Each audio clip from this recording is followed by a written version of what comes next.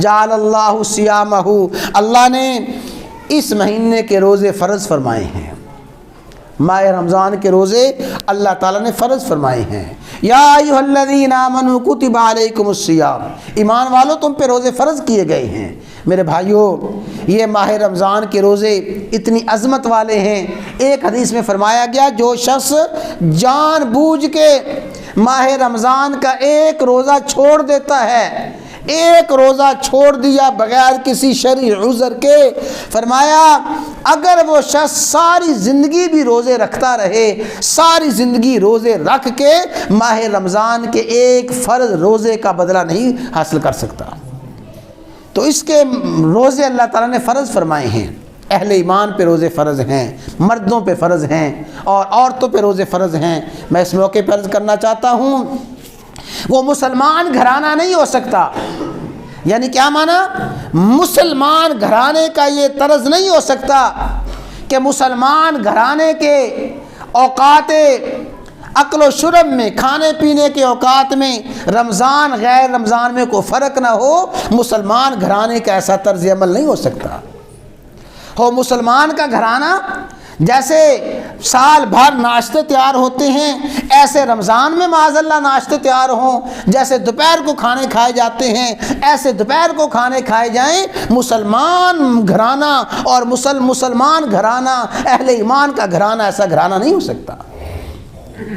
بلکہ مسئلہ یاد رکھ لیں،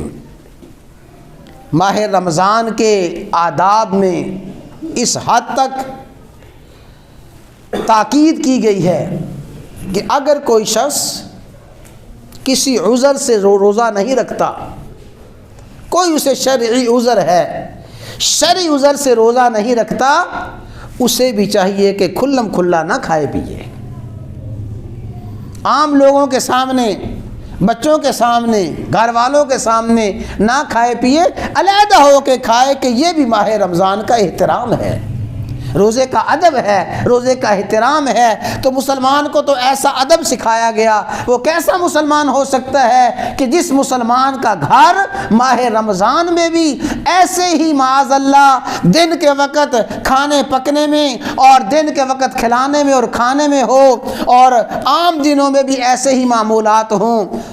اگر کوئی مہمان آیا ہے مسلمان گھرانے میں،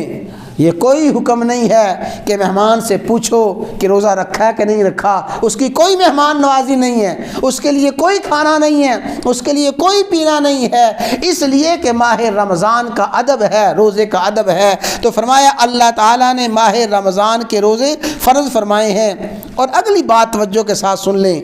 وَقِيَامَ لَيْلِهِ تَطَوُّعًا، اللہ نے ماہ رمضان کی راتوں کے قیام کو تطوعاً بڑی نیکی کی چیز بنایا ہے، اجر اور ثواب کی چیز بنایا ہے۔